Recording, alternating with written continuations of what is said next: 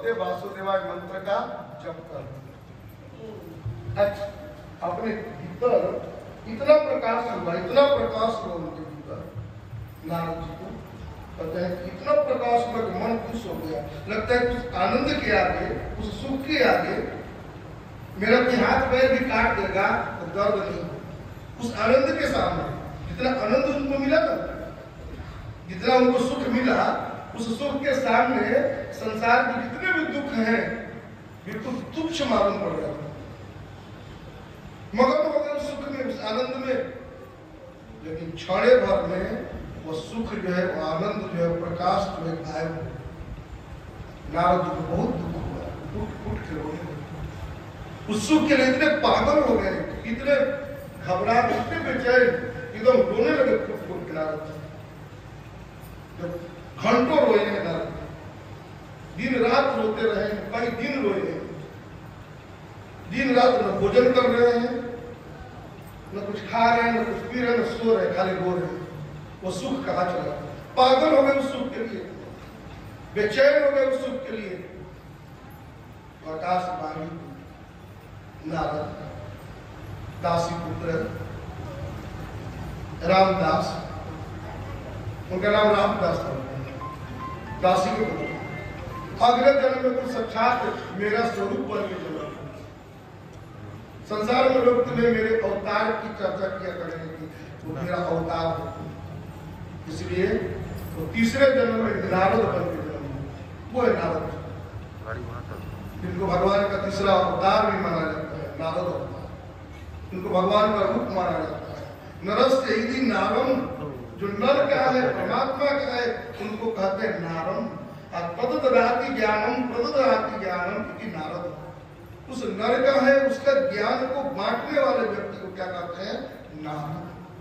जो ईश्वर के ज्ञान को, जो परमात्मा के ज्ञान को सब जगह बिखेरता है, उसको कहते हैं नारद। तो लोग व्यवहार में भोजपुरी में कहते हैं कि नारद पर जिसका कोई वचन रद्द नहीं होता है, तो अपनी भाषा में लोग बना के कह देते हैं कि कोई व्याकरण से थोड़ी सा निकलता है। नारद का तात्पर्य है उस ज्ञान को बांटने वाले परमात्मा ही नारद बनकर गया है। नारद महर्षि व्यास जी को इससे तृप्ति मिली है, यही नारद है, साक्षात भगवान के अवतार हैं। महर्षि व्यास जी ने भागवत की रचना करी है कि भागवत किसको पढ़ाया जाए, तो भागवत पढ़ाने के लिए सुखदेव के पास। सुखदेव अमर योगी है, जन्मे से माया त्याग है। कहते अमर कथा सुनने वाले सुखदेव जी हैं, लोग कहते हैं, कथाकार लोग कहते हैं, परिचित कई कई ग्रंथों में आया होगा। लोग कहते हैं कि अमर कथा सुनाने वाले भगवान हैं, जो सुखदेव को सुनाए। सुखदेव सुने उस कथा को, अंडे में तोता है, वो फूट करके बाहर निकला और सुन लिया पूरा भागवत की कथा। ये भागवत की कथा ही तो अमर कथा है। कृष्ण का जन्म हुआ, डमरू बजा, शिव का पार्वती जी की निद्रा टूटी, पार्वती जगी, अरे क्या हुआ? अरे हुआ क्या? भगवान का जन्म हुआ, कथा कुछ नहीं सुनने क्या है? पार्वती जी तो सो गई थी, कथा में स्वाभाविक निद्रा बाहर लिया जाती है, उसको कभी नींद नहीं आवे तो किताब लेकर बैठ जाएगी, नींद अपने आप आ जाएगी, कथा में बैठ जाएगी, नींद आ जाएगी। सबको नहीं आएगी, जो थकावट में जी रहे हैं, घबराहट में जी रहे हैं, बेचैनी में जी रहे हैं, तो कथा में बैठे तो थोड़ा चैन मिलेगा, थोड़ा आराम मिलेगा, थोड़ा थकावट दूर होगा, निद्रा स्वाभाविक त्याग लेंगे, क्योंकि बेचैनी दूर होगा ना, थोड़ा सा चैन मिलेगा, आराम मिलेगा, तो नींद आ जाएगी कथा में। कथा में सबसे ज्यादा पता है कि आराम का मामला है, जिसमें सब बेचैनी दूर होती है, जिसमें सब संशय की निवृत्ति होती है, उसको कहते हैं कथा। तो वो सुखदेव जी महाराज ने जब शंकर जी का त्रिशूल उनका पीछा किया तो भागे भागे आज व्यास जी जो थे अपने कुटिया पर अरणी मंथन कर रहे जा रहे थे। पहले के जमाने में लोग जग वगैरह करते थे, अरणी मंथन करते, उत्तर अरणी, ऊपर का अरणी, नीचे का अरणी, अधर अरणी, उत्तर अरणी, बीच में पकड़ के खूब गर्दन किया जाता है मछली जैसा, उसमें से चिंगारी पकड़ता है, उसे चिंगारी को हवा लगा के आग में डाल के तो यज्ञ करता है। तो अग्नि मंथन करने जा रहे थे, वहीं पर जो है अचानक आए हुए सुखदेव जी त्रिशूल पीछा किया है। 12 वर्ष तक सुखदेव जी बाहर का निकल में नहीं किए, तब सबने मिलकर प्रार्थना किया तो बाहर निकले, और बाहर निकले तो माया में फंस गई। तो कौन बाप कौन बेटा कौन संसार कौन दुनियादारी, सीधा चल पड़े भगवान के पथ पर, ईश्वर के पथ पर, भक्ति के पथ पर, भजन के पथ पर चल पड़े सुखदेव जी, और भजन के पथ पर ही सुखदेव जी लगे। आज वही सुखदेव जी को व्यास जी को लगा कि भागवत कथा की संरचना के बाद किसी को सुनाया जाए, किसी को पढ़ाया जाए, किसी को सिखाया जाए, तो कौन है? वो है सुखदेव जी। इसलिए सुखदेव जी के लिए कहते हैं शिष्यों को, शिष्य लोग जाकर के भागवत जी के श्लोक को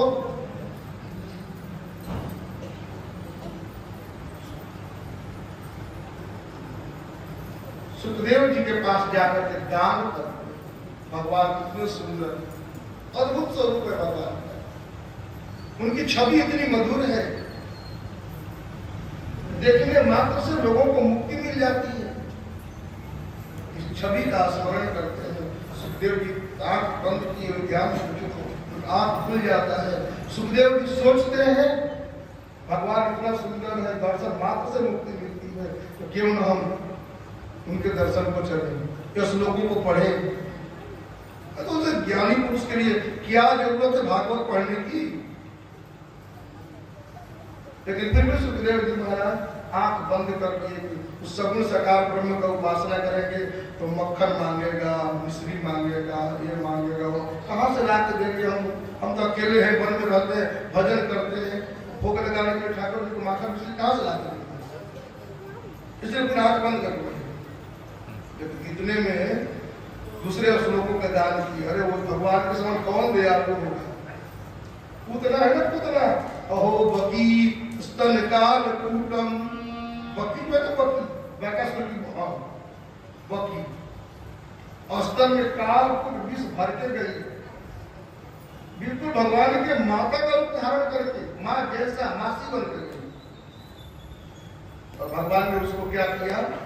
वो गति प्रदान किया जो अपने माँ को गति दी जाती, धात्र्युचितम गति, धात्र्युचितम गति ले भेद प्राप्त कराया। जो माता को गति दी जाती वैसी गति भगवान ने। तो कोवा गवा दयालु शरणम ब्रजेमा, ऐसा कौन दयालु होगा जिसके शरण में न जाए? इसलिए सुखदेव जी महाराज ये सुनते हैं श्लोक उठ के खड़े हो। सुखदेव जी ने कहा आप लोगों ने सब कहाँ पढ़ा है? इतना सुंदर सुंदर श्लोक, इतने दयालु है भगवान। तो इन लोगों ने कहा, शिष्यों ने कहा महाराज हम तो एक दो श्लोक ज्ञान देते, आपके पिता महाराज व्यास जी जो है ना ऐसे ऐसे 18,000 श्लोकों की रचना की। 18,000 श्लोकों को जाकर के आप अध्ययन करिए। आप लोग पुरुष में मत घुसिए ना, पीछे आके पीछे जाइए, पंडाल में जाइए, पंडाल में जाइए। पुरुष लोगों का जगह आप लोग उधर देख रहे हैं, बजरंग बली खड़ा हो बराबर उनको बताते रहते हैं, उसके लोगों को हटा देते हैं, जगह रहेगा तो इन लोग को ढकेल के हटा देती है, अपने बैठ जाते हैं। इन लोग बेचारे लाद के मारे हटते जाते हैं, इन लोग इतने अच्छे हैं कि हटते जाते हैं, तो आप लोग बैठे, आप लोग उनको धक्का देते जाते हैं। और लोग बेचारे शर्म करते हैं, शर्म आपको करना चाहिए, तो शर्म यही लोग करने लगते हैं, हटते जाते हैं। चलो भाई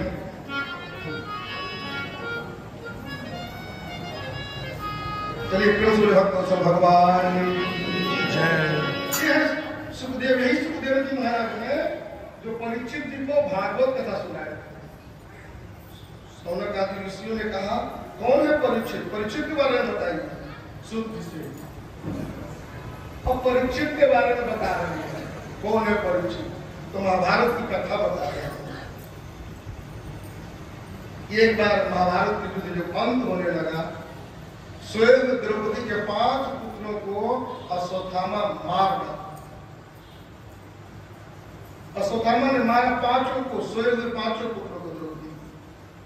द्रौपदी बेचारी बिलख रही है, फुट फुट के रो रही है, किसने मारा है मेरे पुत्र को? अर्जुन ने कहा कि गुरुपुत्र अश्वत्थामा के अस्त्र है, गुरुपुत्र अश्वत्थामा के अस्त्रों के द्वारा ही मेरे पुत्रों का आज सब शिरोच्छेदन हुआ है। फुट फुट के विलाप कर रहे हैं द्रौपदी। भीम प्रतिज्ञा करते हैं मैं अश्वत्थामा को छोड़ूंगा नहीं, गदा उठा के चल पड़ते हैं। भगवान ने कहा अश्वत्थामा के पास ऐसे अस्त्र है तो भीम को क्या समझता है, भीम को तो मार डालेगा, इसलिए अर्जुन चलो। भगवान खुद सारथी बनते हैं, अर्जुन भरत को बिठा के ले जाते हैं। अश्वत्थामा ने देखा पांडव जीवित है, क्योंकि भूल से पांडव समझ करके 5 को मार डाला था। उसने ब्रह्मास्त्र का प्रयोग किया। भगवान ने कहा कांटा कांटे से निकलेगा, विष होगा, विष से निर्मूल। कांटा को निकालना होता है, दूसरा कांटा लेकर के उसको धीरे धीरे निकाला जाता है। विष को ठंडा करना होता है, दूसरा विष से उसको ठंडा किया जाता है। इसलिए भगवान ने कहा विष को ठंडा करने के लिए तुम ब्रह्मास्त्र का प्रयोग करो। अर्जुन ने भी चलाया ब्रह्मास्त्र। व्यास ने देखा कि दोनों ब्रह्मास्त्र की शक्ति जब आपस में टकराएगा तो कई धरतियां खंडहर बन जाएगी। इसीलिए उन्होंने कहा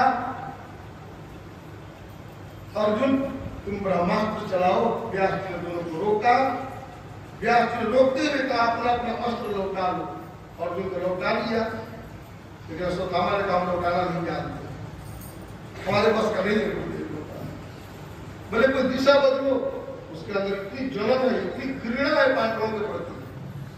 उसने कहा जाएगा तो पांडव वंश के तरफ, पांडव वंश का नाश करेगा। पांडव वंश में तो एक ही बचा हुआ है जो गर्भ में पल रहा है। उतरा गर्भवती है, अभिमन्यु की पत्नी उतरा, फिर उसके गर्भ की तरफ जाएगा। अपने तीर का नोक जो मोड़ता है, ब्रह्मास्त्र का नोक जो मोड़ता है उधर, इधर उतरा रहता है। बोले जा उतरा के गर्भ का छेदन कर, ब्रह्मास्त्र को फेरता है। भगवान ने अपने सुदर्शन चक्र से कहा ब्रह्मास्त्र के अग्नि को ठंडा करो। ब्रह्मा जी से भगवान ने कहा अपना ब्रह्मास्त्र ले लीजिए, आपका ब्रह्मास्त्र दुरुपयोग करने के लिए नहीं है, सदुपयोग करने के लिए है। क्या अश्वत्थामा आपको ब्रह्मास्त्र का दुरुपयोग करता है? भगवान ने अर्जुन को कहा इस अश्वत्थामा को, इस पापी को, इस असताई को, इस दुराचारी को बांध लो। अर्जुन ने बांध लिया और बांध मिला के द्रौपदी के चरणों में डाल दिया। तुम्हें जो आज्ञा दो वही कार्य करो। द्रौपदी अपने पुत्रों के शव पर विलाप करती है। द्रौपदी ने कहा आर्यपुत्र इस अश्वत्थामा को छोड़ दो। जैसे मैं अपने पुत्रों के शव पर विलाप कर रही हूँ, ऐसे ही गौतमी जो है अश्वत्थामा की माँ जो है अपने पति के शव पर तो विलाप कर चुकी है, अपने पुत्र के शव पर विलाप नहीं करे। इसे छोड़ दो, इसे छोड़ दो। हे आर्यपुत्र छोड़ दो। द्रौपदी ने जब कहा, भगवान ने कहा पापी को छोड़ना पाप है, ब्राह्मण को मारना पाप है और पापी को छोड़ना पाप है। ब्रह्म बंधुर हंतव्य आतताई पधार मैं उभय आमनाकम परिपायानुशासन। ऐसा इस अनुशासन का पालन हो। ब्राह्मण को मारना पाप है, ताई को छोड़ना पाप है। इस अनुशासन का पालन पता जो प्रतिष्ठित व्यक्ति होता है समाज में, जिसकी ख्याति होती है, जिसको लोग बड़ा आदर देते हैं, सबको प्रणाम करते हैं, उसको गधा को बैठा के मुड़ा के आधा इधर से टीका उका लगा के उसको नगर में घुमवा दीजिए, कितना उसका अनादर होता है। बहुत उसको मरने से ज्यादा मर गए ठीक है, तुरंत मर गए, लेकिन मरने से भी ज्यादा कष्ट उसमें लगेगा उसको। भगवान ने कहा इसके सिर में जो मणि चमक रही है ना, इस मणि को निकाल लो। इसके मणि को निकाल लिया गया, जिसके कारण निरोग रहता है ना। शंकर जी का वरदान है जल्दी मरेगा नहीं, लेकिन इसको मरना मैंने कलयुग के अंत तक जीवित रहना। कहा जाता है कि आज भी अश्वत्थामा जीवित है। इसीलिए ब्रह्म बंधुर हंतव्य आतताई बधार। इधर उत्तरा दुखी है, भगवान ने उत्तरा को आश्वासन दिया है और उत्तरे के गर्भ से परीक्षित महाराज का जन्म हुआ है। परीक्षित के जन्म के समय ही परीक्षित जो है चारों तरफ घूर घूर के देख रहे थे कि गर्भ में जो हमें रक्षा करने वाला है वो कहाँ है। तो उधर भगवान श्री कृष्ण कोने में खड़े थे। उस बच्चा ने जैसे कृष्ण को देखा, छोटा सा बच्चा है, जब कृष्ण को देखा तो बच्चा ने हंस लिया। आहा, कितना सुंदर बच्चा ने जब कृष्ण को देख करके हंसा। अरे इधर कन्हैया खड़े हैं, उनको देख के जब बच्चा ने मुस्कुराया है लोग देखने लगे। ऋषियों ने कहा यह बच्चा लगता है किसी का परीक्षण कर रहा है, इसीलिए बच्चा जो परीक्षित है, ये भगवत तत्व का निरीक्षण कर रहा है, भगवत तत्व का परीक्षण कर रहा है। साक्षात नारायण भगवान का परीक्षण करने वाला बच्चा है, इसलिए बच्चा परीक्षित महाराज है। तो परीक्षित महाराज का जन्म हुआ है, भगवान ने परीक्षित की रक्षा करी है। आगे से भागवत जी के प्रथम स्कंद के 5वें अध्याय में की कथा हुई है। उसके बाद कुंती ने भगवान की प्रार्थना करी, नमस्ते पुरुषं त्वां ईश्वरं प्रकृतेः परं अलक्ष्यं सर्वभूतानां अंतर्बहिर्इव स्थितं। नमस्ते पुरुषं, हम उस परमात्मा को नमस्कार करते हैं जो प्रकृति से परे है, सबका स्वामी है, जो माया से परे है। उनको जानने वाला भी माया से परे हो जाता है। देखिए भगवान माया से परे है, भगवान को जानने वाले कोई माया से परे हो जाता है। माया में रहने वाला उस मायातीत को कैसे जाने? कीचड़ के दलदल में फंस के कीचड़ के दलदल से परे परमात्मा को कैसे जानेंगे? परमात्मा को जानना होगा तो कीचड़ के दलदल से हमें भी आगे जाना पड़ेगा। इसलिए भागवत को सुनाने वाले भक्त को देखिए, इसके श्रोता को देखिए, जितने इसके भक्त हुए भागवत के गृहस्थी को नहीं हुए, सब संत हुए। चाहे परि सुखदेव जी क्यों न हो, चाहे नारद जी क्यों न हो, चाहे सनक सनंदन सनातन शरद कुमार क्यों न हो, चाहे गोकर्ण जी क्यों न हो, सब जोगी है, सब सन्यासी है, सब बाल ब्रह्मचारी है।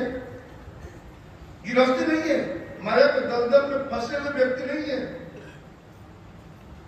इसलिए भागवत सुनने के लिए भी किसी योगी का चयन करिए, किसी तपस्वी का चयन करिए।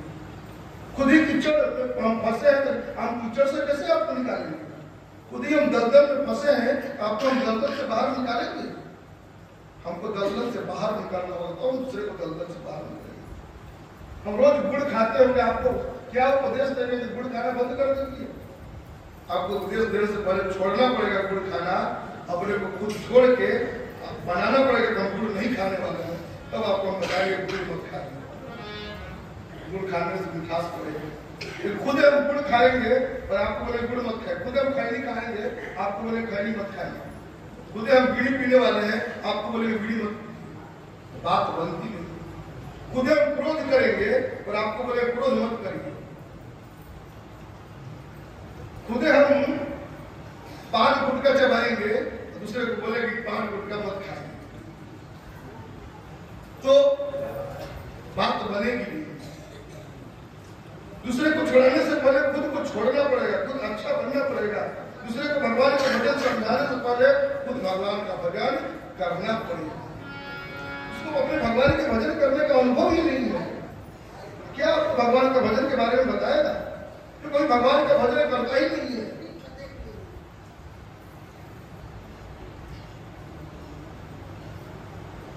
तो इसीलिए ये भगवान की ये जो कथा है,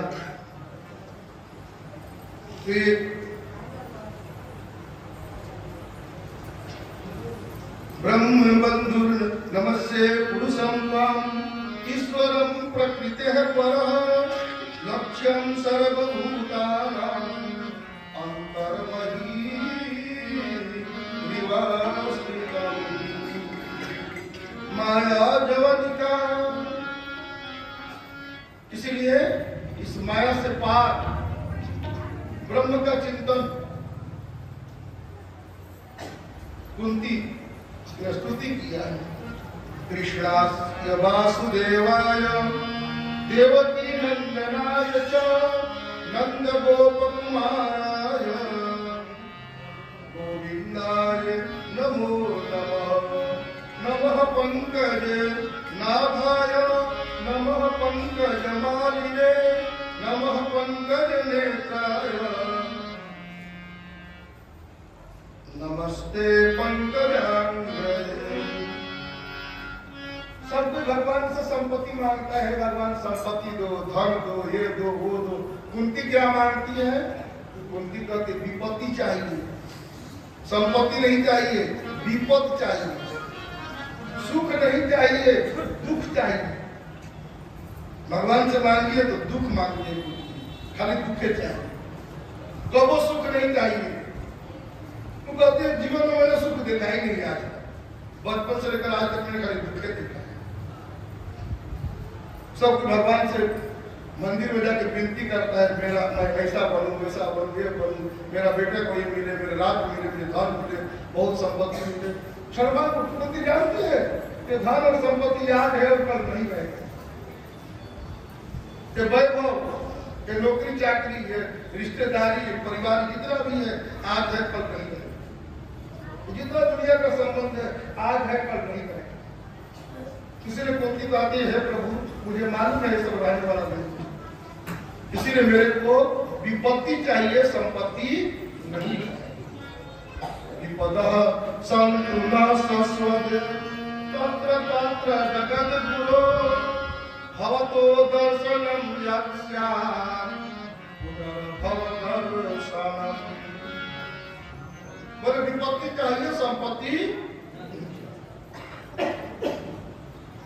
जैसे हनुमान जी कहते हैं कह हनुमंत विपत्ति प्रभु सोई, कह हनुमंत विपत्ति प्रभु सोई, जब तब सुमिरन भजन न होई, जब तब सुमिरन भजन न होई। विपत्ति है भगवत विस्मरणम विपदः, भगवत स्मरणम संपदः। विपदो नैव विपदः, संपदो नैव संपदः। जिसको हम लोग विपत्ति कहते हैं विपत्ति नहीं है, जिसको हम लोग संपत्ति कहते हैं ना वो संपत्ति नहीं है। क्या है? बोले भगवान को भूल जाना ही विपत्ति है और भगवान को स्मरण करना ही संपत्ति है। दिन रात में भगवान को स्मरण करता है। संपत्ति क्या है? खूब घर मिल गया, आपको पैसा बोलना नहीं है, खूब करोड़ों अरबों रुपये बैंक बैलेंस हो गया, उसको हम संपत्ति समझते हैं। तो हमारा करोड़ों बैंक बैलेंस है, हमारा करोड़ों व्यापार चलता है, लाखों व्यापार चलता है।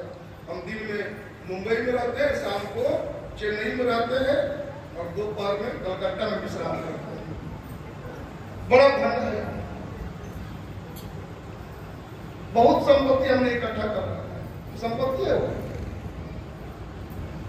कहा जाता है वो संपत्ति नहीं है, भगवान को भूल जाना। धन धन कहे न हो धन, धनवंता सोई जानिए जाके राम नाम धन हो। धनवंता उसी को कहते हैं उसके पास राम नाम का धन, प्रभु नाम का खजाना हो। पूंजी इकट्ठा करना है तो भगवान के नाम का धन इकट्ठा करना है। खजाना तो बहुत इकट्ठा करते हैं, तो भगवान के नाम का खजाना जिसके पास हो जाएगा उसके पास संतोष रूपी संपत्ति अपने आप आ जाएगी।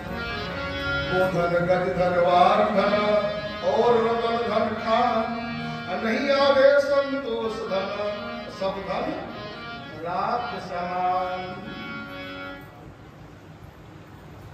वो धन संतोष रूपी धन वो कैसे आएगा? भगवान के भजन करने से आएगा, शांति से आएगा, संतुष्टि से आएगा। जैसे आप कथा में बैठी हैं, जितना शांति से आप बैठे, अब आपके अगर अगर कोई बातों करता है ना उसके मुंह पर अंगुली ठेकाइए तुरंत, चुप रहो। अपने तो दोषी बन रहे, दूसरे को भी दोषी लगा रही है ना। जितना शांति से आइए, कथा में बैठने के लिए भी जीरे से आके पीछे बैठ गई, अरे बीच में घुस जाइए, दूसरे को भी डिस्टर्ब करिए, पीछे आइए तो पीछे बैठिए, आगे आइए तो आगे बैठिए। यदि आप 11 बजे आइए तो आगे बैठ जाइए, 12 बजे थोड़ा पीछे बैठिए, 1 बजे और पीछे बैठिए, 2 बजे और पीछे बैठिए, सबके पीछे बराबर बैठने का अभ्यास करें, ताकि दूसरे से कुछ बोला बोली न हो, दूसरे से कोई शब्द उच्चारण न हो, दूसरे से कोई लगाव न हो। एकदम कथा में क्या बैठते हैं, अपने को एकांत होने के लिए, अकेलापन सीखने के लिए, भीड़ से बचने के लिए कथा में आए हैं। दुनियादारी तो भीड़ है, भीड़ का तो बढ़िया दशान लगा हुआ है, लेकिन कथा में आए हैं, भले 1000 की संख्या में बैठे हैं, 500 की संख्या में बैठे हैं, 2000 की संख्या में बैठे हैं, लेकिन भीड़ से निकल कर बैठे, अकेले लोग एकांत में बैठना है। अकेले एकांत भीड़ में भी होता है। अपने भीतर अकेलापन लाना होगा, अपने भीतर हम अकेलापन लाएंगे, स्वयं के भीतर एकांत में होगा। एक का एकस्य अंत एकांत, एक का खोज करते करते अंत में प्रवेश कर जाना एकांत। इसलिए स्वयं के साथ जुड़ने के लिए हम क्या बताए हैं। तो कुंती ने कहा विपत्ति चाहिए, कुंती ने भगवान से स्तुति करिए। आगे भगवान द्वारका जाने के लिए तैयार हो गए, लेकिन उस रात भगवान ठहरे। कुंती ने सोचा मेरे लिए ठहरे होंगे, मैं उनका सखी हूं ना, कृष्ण का सखी है द्रौपदी, तो द्रौपदी ने सोचा हमारे लिए सखी ठहरे होंगे। कुंती ने सोचा मैं उनका बुआ हूं ना, इसलिए मेरे लिए ठहरे होंगे। अर्जुन ने सोचा मैं उनका मित्र हूं ना, मेरे लिए ठहरे होंगे। भीम ने सोचा मैं उनका बड़ा भाई लगता हूं ना, मेरे लिए ठहरे होंगे। लेकिन भगवान किसके लिए ठहरे थे? महाभारत के युद्ध में सरसैया पर पड़े हुए भगवान के परम भक्त। महाभारत के युद्ध में कोई भगवान का भक्त है, परम भक्त पितामह भीष्म। भगवान की एक एक प्रतिज्ञा को पूर्ण करते हैं पितामह भीष्म, और भगवान उनके एक एक प्रतिज्ञा को पूर्ण करते हैं। भीष्म ने प्रतिज्ञा कर लिया कि महाभारत के युद्ध में कृष्ण के हाथ में शस्त्र नहीं तो मेरा नाम भीष्म नहीं, क्योंकि कृष्ण जी पहले बोल चुके थे हम इस महाभारत में शस्त्र नहीं उठाएंगे, निहत्थे। भीष्म ने प्रतिज्ञा कर दिया जिस कृष्ण के हाथ में शस्त्र नहीं तो मेरा नाम भीष्म नहीं। तो इसीलिए उस प्रतिज्ञा को पूर्ण करने के लिए इतना उन्होंने अपना प्रयोग किया भीष्म ने कि अर्जुन को एकदम परेशान तबाह कर दिया। और जैसे ही परेशान तबाह कर दिया, बेचैन होकर के, व्याकुल होकर के भगवान श्री कृष्ण ने तुरंत रथ का पहिया उठा लिया मारने के लिए, और रथ का पहिया उठा लिया। पितामह भीष्म धनुष बाण रख करके हाथ में पकड़ चला दीजिए द्वारकाधीश, मार दीजिए मुझे, आज मैं अपने को धन्य समझता। आपने मेरे लिए प्रतिज्ञा तोड़ दिया भगवान आप प्रतिज्ञा तोड़ दिए मेरे लिए। भगवान के सामने प्रतिज्ञा तोड़ा नहीं है, प्रतिज्ञा निभाया है, प्रतिज्ञा को मैंने पालन किया है। मैं बहुत पहले से प्रतिज्ञा कर चुका हूं कि न मैं भक्त प्रणस्य, मेरे भक्त का कभी नाश नहीं हो, अपना मान टल जाए पर मेरा भक्त का मान मैं टलते देखा। पितामह मैंने अपनी प्रतिज्ञा को पूर्ण किया है। आपने प्रतिज्ञा किया था, आप मेरे भक्त हैं ना, आप ये प्रतिज्ञा तो मेरी प्रतिज्ञा है। आपने प्रतिज्ञा किया था कि महाभारत के युद्ध में कृष्ण के हाथ में शस्त्र नहीं तो मेरा नाम भीष्म नहीं, इसीलिए मैंने शस्त्र उठाया। तो मन से संकल्प कर देते कि पितामह के हाथ से धनुष बाण जो निकल रहा है उल्टा घूम के जाए तो उल्टा घूम के जाए, सब मेरे हाथ में है। पूरे सृष्टि का संचालन में अपने संकल्प मात्र से करता हूं पितामह, आपको मालूम है। लेकिन मैंने शस्त्र इसीलिए उठाया कि आपकी प्रतिज्ञा पूर्ण हो। तो ऐसे भगवान के भक्त हैं पितामह भीष्म, भगवान उनके लिए ठहरे हुए। और महाभारत के उस युद्ध में, उस कुरुक्षेत्र में या बाणों की सैया पर पड़े हैं पितामह भीष्म, भगवान श्री कृष्ण अपने साथ द्रौपदी, पांचों पांडव सब वहां जाते हैं मिलने के लिए उनसे। कहते हैं भगवान श्री कृष्ण पितामह भीष्म आपको प्रणाम है, सब पांडवों की ओर से प्रणाम है, द्रौपदी भी आपको प्रणाम करती है, सबको आशीर्वाद देते हैं। कहते हैं कि पितामह कृपा करके आप युधिष्ठिर महाराज को उपदेश करें। पितामह ने कहा कृष्ण जहां तुम हो मुझे उपदेश करने की जरूरत है, या तुम खड़े हो मैं क्या उपदेश करूं, तुम उपदेश करो। भगवान ने कहा बूढ़े हैं, आपने गुरु वशिष्ठ से ज्ञान हासिल किया है, आपने बृहस्पति से ज्ञान हासिल किया है, आपने अंगिरा से ज्ञान हासिल किया है, आपके पास जो अनुभव का ज्ञान है बहुत है। उन्होंने कहा गुरु मुझे दया, मुझे बड़ाई करने के लिए तुम ऐसा कर रहे हो, तो तुम्हारा आदेश है मैं अवश्य उपदेश करूंगा, तुम्हारे आदेश का तो पालन करना पड़ेगा। बराबर मेरे को आदर दिया करते। अरे महाभारत के युद्ध में तुम जो बोल देते सो हो जाता, लेकिन तुमने बार बार आदर दिया। जब मैंने बुलाया था दुर्योधन के पत्नी को सौभाग्यवती भव का आशीर्वाद देने के लिए, तो तुमने द्रौपदी को भेज दिया। दुर्योधन की पत्नी की जगह पर तुमने द्रौपदी को भेज दिया। तुम जब जब जो जो कामना करते हो मेरे को आदर देने के लिए करते हो। अरे तुम चाहोगे तो सही महाभारत की विजय हो जाएगी, लेकिन तुमने कहा कि नहीं पितामह आप आशीर्वाद दे देंगे, आपके आशीर्वाद की लाज रखनी पड़ेगी। उस लाज रखने के लिए हम धर्म युद्ध हार गए और धर्म की विजय हो जाएगी। एक भक्त के मर्यादा को पूर्ण करने के लिए इसलिए तुमने द्रौपदी को भेज दिया। तो महाभारत के युद्ध में पितामह ने 12 बजे रात को बुलाया भानुमती को, सौभाग्यवती भव। तो द्रौपदी गई घूंघट करके पितामह को प्रणाम कर। पितामह ने कहा सौभाग्यवती भव, सौभाग्यवती भव। द्रौपदी ने सिर को उठाई, द्रौपदी तुम कैसे आ गई यहाँ पर? तो दुर्योधन की पत्नी भानुमती को आना था।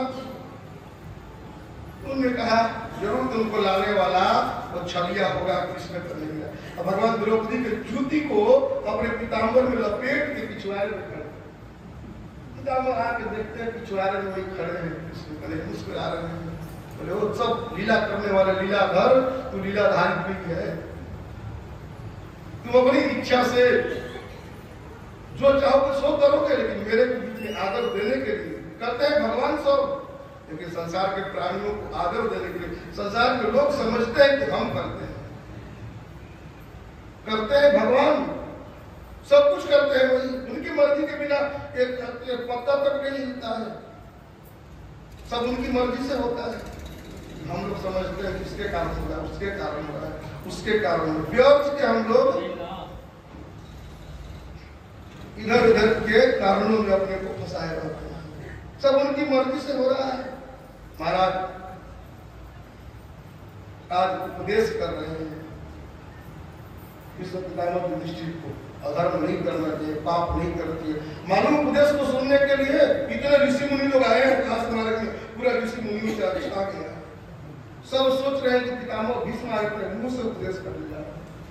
आज जो जो उन्होंने पढ़ा है ना, चाहे महर्षि वशिष्ठ से पढ़े हों, चाहे अंगिरा से पढ़े हों, चाहे गौतम से पढ़े हों, चाहे च्यवन से पढ़े हों, चाहे जिनसे जो विद्या पढ़े हैं, सब उपदेश करने वाले। इसीलिए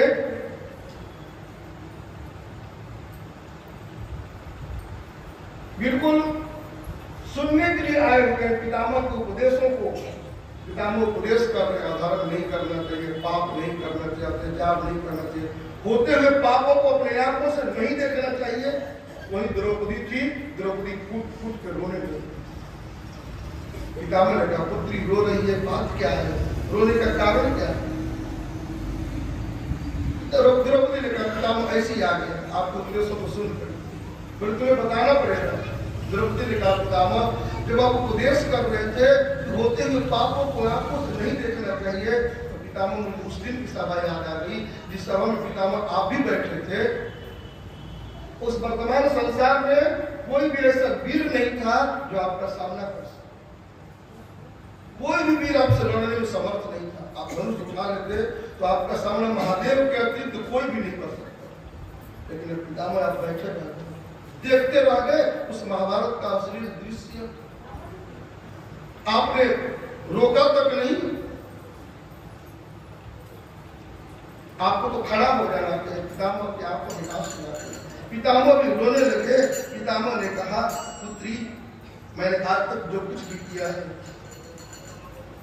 बराबर सोच समझ करके किया है, विचार करके किया है, लेकिन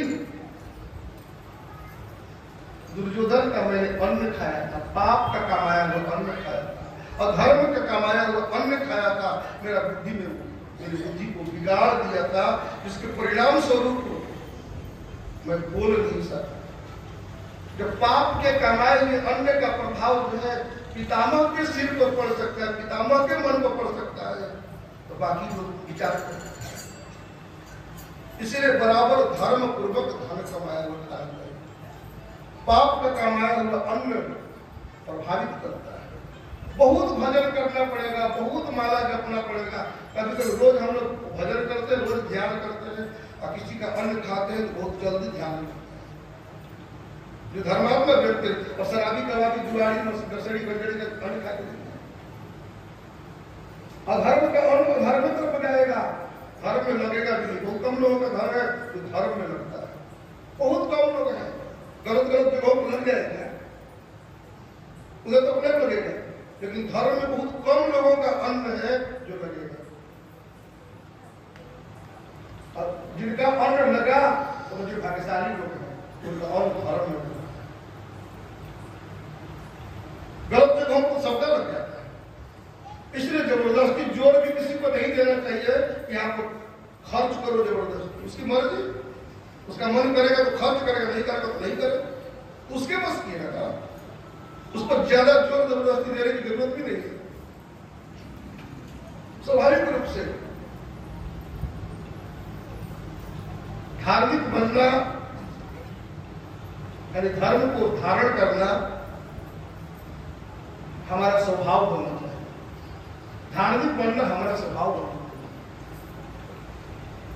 जो अपना पितामह ने उपदेश किया है, फिर वहां पर अंत में पितामह भगवान श्री कृष्ण को सामने खड़े करके उनका दर्शन करते हुए, उनका ध्यान करते हुए अपान वायु को प्राण वायु में, प्राण वायु को समान वायु में, समान वायु को ज्ञान वायु में, ज्ञान वायु को उदार वायु, 5 प्राण है ना, प्राण वायु, अपान वायु। सत्संग में लोग आते हैं यहाँ पर तो बराबर सुना करते, जब गीता का पठन पाठन होता है 5 श्लोक, तो हम लोग बराबर सुना करते हैं 5 प्राण होता है, 5 उप प्राण होता है, जो गीता में बताया गया है।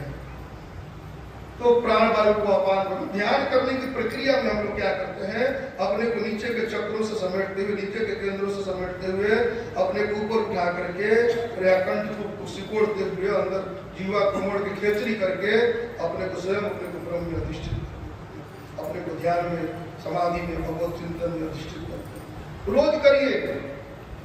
सुबह उठिए ना, रात को ही सब कुछ सो जाता है ना, रात को बड़ा हल्का भोजन कर लीजिए, सब कुछ सो जाए, 1-2 बजे जग जाइए, लाइट होके आराम से नहाए नहीं तो भी बैठ के थोड़ा सा फ्रेश हो, 1-2 घंटे डुबकी, रोज डुबकी लगाइए,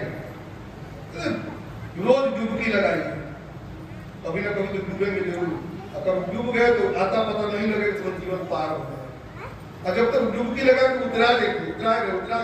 कभी कभी ऐसा डुबकी लगे तो डूबे तो फिर निकल ही नहीं। इतना गहरा समुद्र, डूब गए तो डूब गए, फिर मिले नहीं हम उसमें डूबे तो हम गायब हो गए, हम नहीं बचे। भगवान के बन के निकले, परमात्मा के बन के निकले, ईश्वर के बन के निकले, माया के बन के नहीं निकले, जो है वो बन के नहीं निकले, प्रभु के बन के निकले। इसलिए आज पितामह भीष्म जो है प्राण प्रयाण किए हैं, सब पुष्प की दृष्टि कर हो रहा है, सब जयकार हो रहा है, भगवत नाम का उच्चारण किया जा रहा है और नाम संकीर्तन में ग्रंथ है। आइए नाम संकीर्तन के साथ गोविंद गोविंद गाइए, नंदा के लाल कृष्ण गाइए।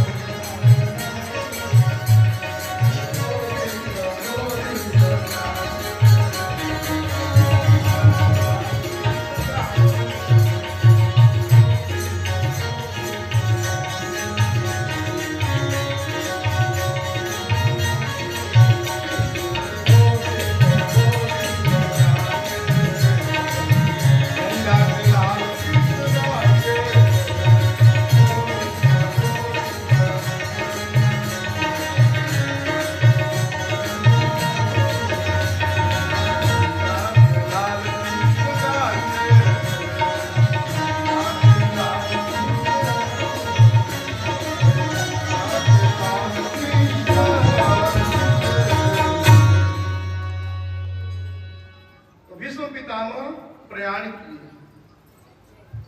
विश्व पितामह उपदेशों को सुन करके भगवान श्री कृष्ण जो है युधिष्ठिर से कहते हैं, पितामह भीष्म ने जो उपदेश किया है, पितामह भीष्म ने हम सबको जगाया है। युधिष्ठिर, अब तुम शोक को त्याग दो। युधिष्ठिर के मन में बहुत शोक था, शोक संतप्त थे।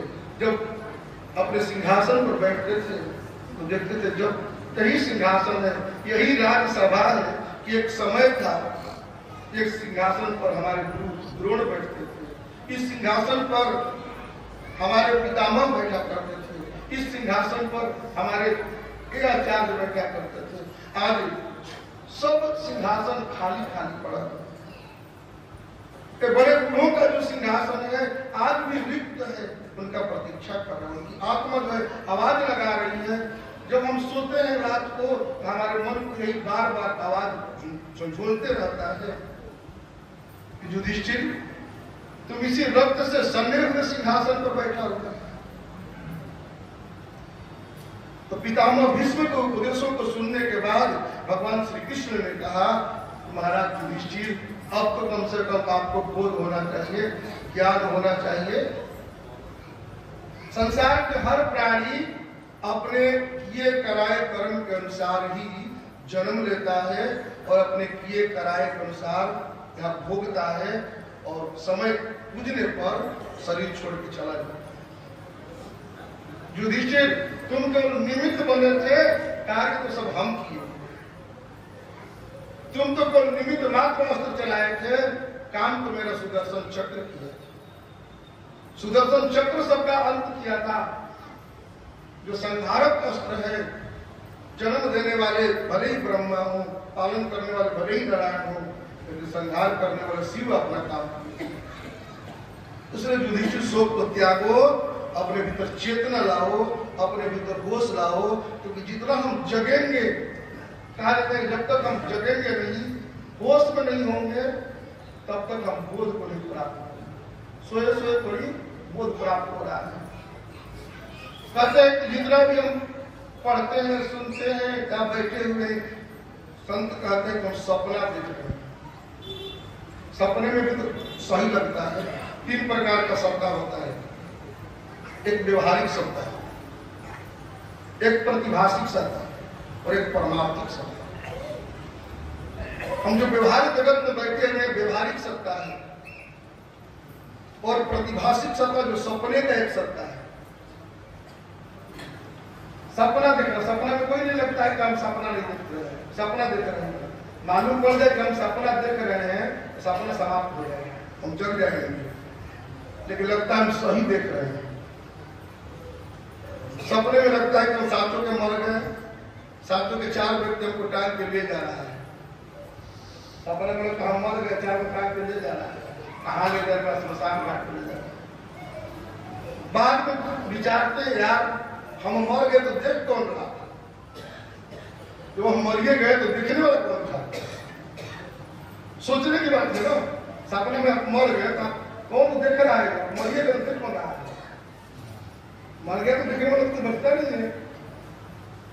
वो है प्रतिभाषिक सत्ता और परमार्थिक सत्ता है, परमात्मा की सत्ता। संसार सत्य मोह निद्रा, इस मोह रूपी निद्रा से जागिए, जग जाएंगे। एक बार जग गए तो जग गए, नहीं जगे तो लाख कोई आपको जगाएगा, आप नहीं जग सकते। कई लोगों को देखा जाता है कि जगाया जाता है तो फिर करवट बदल के फिर सो जाता है। घड़ी का अलार्म लगाता है तो 2 बजे जगना है, 2 बजे जगना है तो 2 बजे जग जाता है। फिर उसमें किम अपरंतु नहीं लगाना है, लेकिन परंतु कुछ ना। 4 बजे जगना है, शाम को सोच लिए तो 4 बजे जगना है तो 4 बजे जग जाना है उसमें, लेकिन परंतु कुछ नहीं। एक काम हमको कर लेना है तो काम को कर लेना है, उसमें नहीं कि कल करेंगे, परसों करेंगे, परसों करेंगे। कई लोग सोचते चलो आज कल होगा, परसों होगा, परसों कल करेंगे तो सोचना ही नहीं, छोड़ दीजिए कल परसों। कब कल आएगा, कब परसों आएगा, कोई भरोसा नहीं, अब ये से कर लेना। कल परसों किसने देखा है? कल को परसों को किसी ने नहीं देखा है। वर्तमान में संत कहते हैं वर्तमान में रहो निरंतर, भूत भविष्य को छोड़ो, यही साधना यही आराधना, भाव विष्णु को मोड़। बराबर वर्तमान में रहने का अभ्यास करना, भूत और भविष्य को छोड़ना है। भूत भविष्य के पीछे हम लोग इसलिए संत जगाते हैं। आइए नानक के भाषा में गुनगुनाते हैं हम थोड़ा। नानक महाराज पंजाब के एक संत हैं, अच्छे संत हैं। लोग भजन करने जाते थे जब, एक बार नानक चले गए मक्का मदीना, लोगों ने कहा भाई आज शुक्रवार है, नानक कहते थे क्या हिंदू क्या मुस्लिम सब बराबर है, जो मेरे सिख होगा वो मेरा सिख हो जाएगा, मुझे कोई हिंदू मुस्लिम का भेद नहीं है। तो मुस्लिम लोग इकट्ठे हो गए, बोले आज शुक्रवार है, हम नमाज पढ़ने जा रहे हैं, मेरे साथ चलो नमाज पढ़ेंगे। नानक जी तैयार हो गए। नानक जी ने एक शर्त दिया कि तुम नमाज पढ़ोगे तो मैं नमाज पढ़ूंगा, तुम नहीं पढ़ोगे तो मैं भी नहीं पढ़ूंगा। नानक जी के पीछे हिंदुओं की भीड़ लग गई कि नानक जी मुसलमान बन गए। नानक जी ने कहा कोई हिंदू कोई मुसलमान नहीं होता है, सबके भीतर का ब्लड, हिंदू का ब्लड मुसलमान में भी चढ़ सकता है, मुसलमान का ब्लड हिंदू में भी चढ़ सकता है। भगवान ने हिंदू मुसलमान नहीं बनाया है, भगवान ने किसी को हिंदू बना के भेजा है, न मुसलमान बना के भेजा है, न सिख बना के भेजा है, न बौद्ध बना के भेजा है, न जैन बना के भेजा है। भगवान ने सबको मानव बना के भेजा है।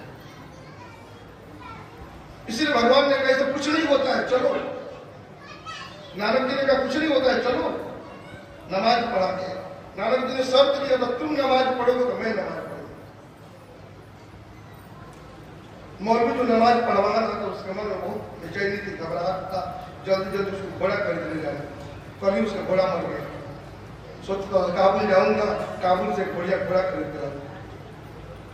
नानक उसी को देख रहे थे कि मौलवी नमाज पढ़वा रहा है, खुद नमाज नहीं पढ़ रहा है, तो मन में सोच रहा है कि घोड़ा खरीद रहा है।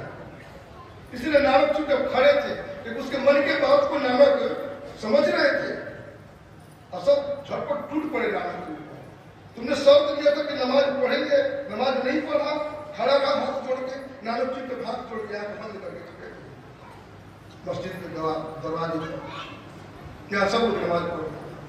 उन्हें कहा प्रार्थना में खड़े थे, हम इसलिए झुक नहीं रहे थे कि तुम नहीं झुक रहे थे, मन से तो तुम शरीर को दिखाओगे झुकाना, मन से तो सोच रहा था घोड़ा खरीदेंगे, कल ही काबुल जाएंगे, जल्द से घोड़ा खरीद के लाना, उसके लिए पैसा की व्यवस्था करना है, तो सोच वही रहा था।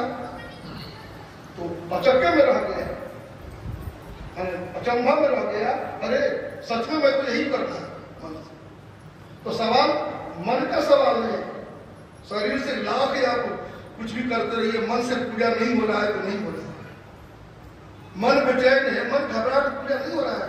इसलिए नानक ने कहा जागो, अब की बार जाग जाओगे तो जाग जाओगे, और नहीं जाओगे तो लंबे पांव पसार के सो जाओगे तो कोई जगाने आने वाला नहीं है। तो लंबे पांव पसार कोई सो जाएगा तो कौन जगाएगा? सिर्फ जागो अभी तक, अभी जगेंगे तभी सवेरा होगा, जो जग गया सवेरा इसके लिए, जो नहीं जगा तो सो रहा, सोने दीजिए उसको, मरेगा। लंबे पांव पसार के सो जाएगा तो जागो रे दिन जागना, अब जागेंगे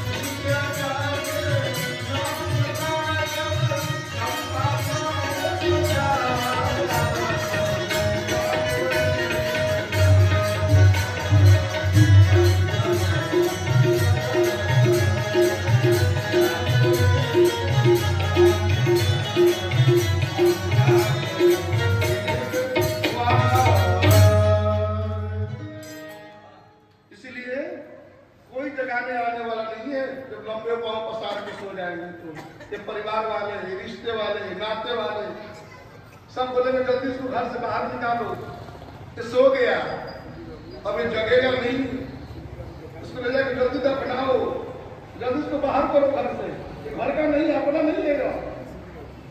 जब जी रहा था, जब काम कर रहा था तो घर का अपना सदस्य, तब तक बोलते अपना बाप है, अपना परिवार है, और लंबे पांव पसार के सो गया तो कहते ये अपना नहीं है, इसको जल्दी बाहर हटाओ। अब बाहर हटाने के बाद भी उसको एक माने 5 फुट जमीन नहीं है, उसको उस जमीन में उसको जला के दफना सकते। कहाँ ले जाओ? लवारिस जगह पर ले जाओ, जिसका कुछ नहीं होता है उसको कहा जलाया जाता है गंगा किनारे लवारिस जगह पर। उसको अपने जलाने के लिए कोई भूमि नहीं है। बेटा बोलेगा कि हम जला देंगे तो भूत बन जाएगा, मैं खेत में बनाएगा, उसको जल्दी वहां पहुंचा दो गंगा के किनारे। मैंने अपने खेत में, अपने भूमि में, अपने मकान के किनारे, अपने जमीन के किनारे, अपने धरती भरा ऊपर उसको जलाने के लिए जगह नहीं है। बेटा नहीं जलाएगा, वहां ले जाकर गंगा जी के किनारे ले जाकर जलाएगा, लवारिस जगह पर ले जाकर जलाएगा। मैंने उसका जमीनों नहीं है जलाने को, उसके लिए मान लवारिस जगह पर गंगा जी के किनारे। दिमाग में धारणा भर गया है कोई सा कि हम गंगा जी के किनारे जलाएंगे तो तर जाएंगे, उससे तरेंगे नहीं, भजन करने से तरेंगे, भगवान का भजन करेंगे, हरि को स्मरण करेंगे तब तरेंगे, गंगा को गंदा करने से नहीं तरेंगे। जैसे गंगा को गंदा करेंगे तो हम तर जाएंगे।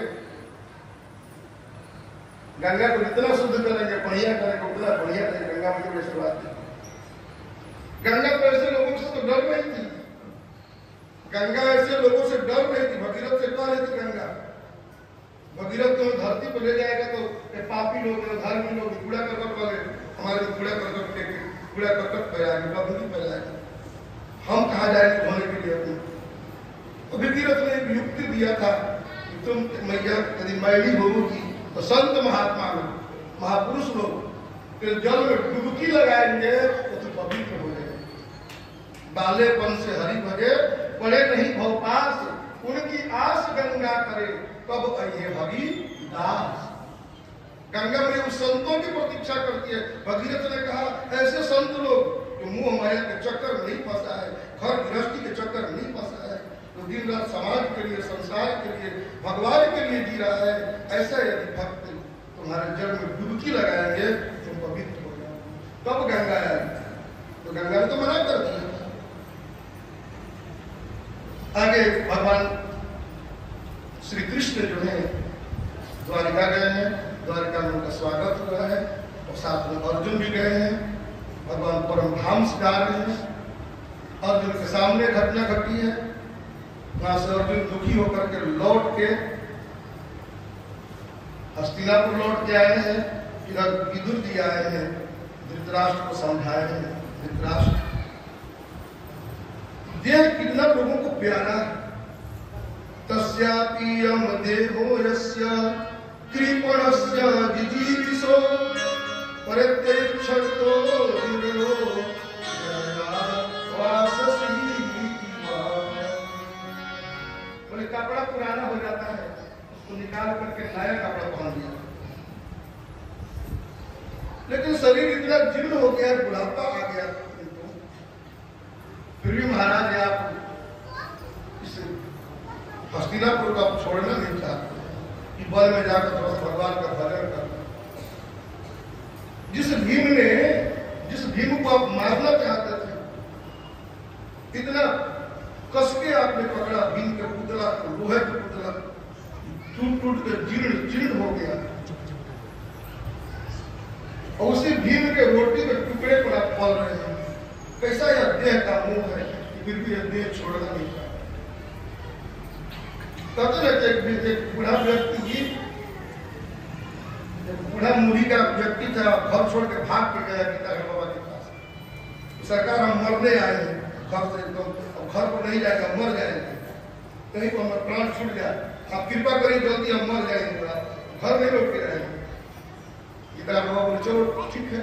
इतने में पेड़ से सांप लगा, वहीं पर कूद पड़ा और तुरंत उसी की तरफ चल दिया। भाई मरने आया है अब उठ के चला भाग उतना तो चला गया साहब वही पहुंचा नहीं तो उसके पास बाबा बोले तो मरने आया था तो भाग कह रहा है तो मरने आया था भाई साहब सामने खड़ा बोले तो भाग रहा है जंगल का रात है जंगल में कोई कहा साहब कूद जाएगा कोई भरोसा नहीं है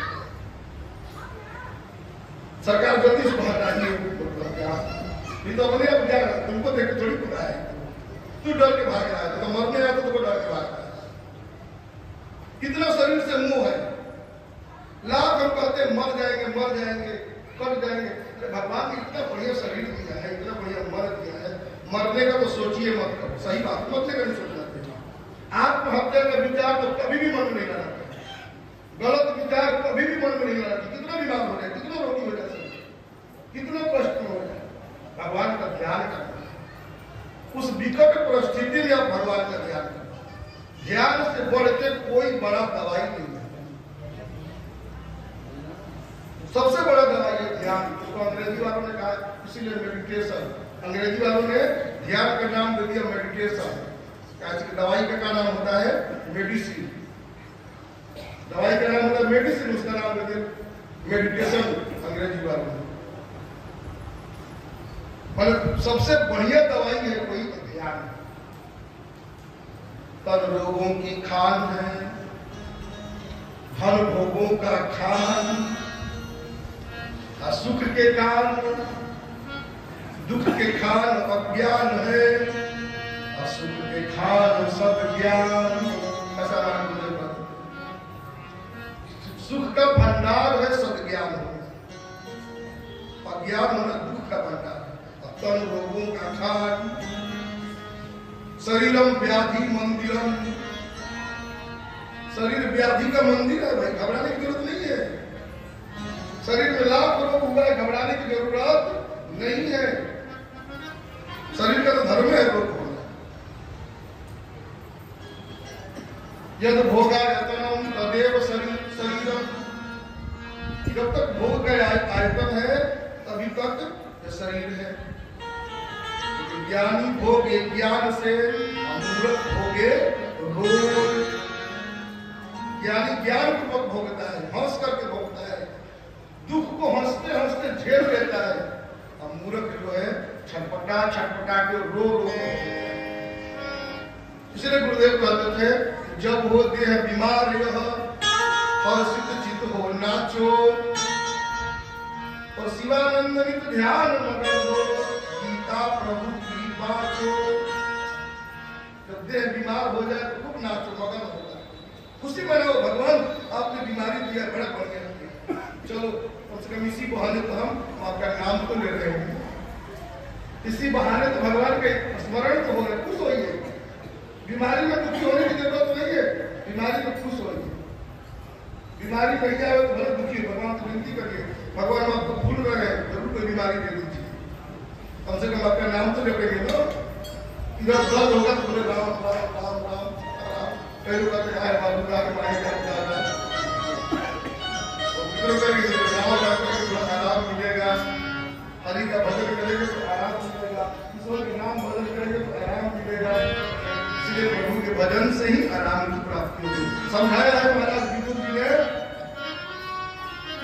धृतराष्ट्र को महाराज उसी के रोटी के टुकड़ा को पड़ रहे कितना देह के साथ सबको मोह हो गया अरे चलिए भगवान का थोड़ा भजन कर लीजिए हरि का भजन कर लीजिए हरि के भजन से बढ़ के कोई उपाय नहीं कोई सहारा नहीं इससे तो बढ़ के भजन ही है साथी इसलिए हरि का भजन करना चाहिए ईश्वर का भजन करना चाहिए जितना हम परमात्मा का भजन करेंगे उतना ही हम सत्य के मार्ग पर रहेंगे परमात्मा ही सत्य स्वरूप है परमात्मा ही ईश्वर स्वरूप है उन्होंने समझाया है इसीलिए ईश्वर का भजन दिन रात हरि भजन में लगे रहिए हरि से बढ़ के कुछ नहीं है सब परमात्मा का है सब ईश्वर का है बराबर भजन करते रहिए कन्हैया कन्हैया पुकारा करे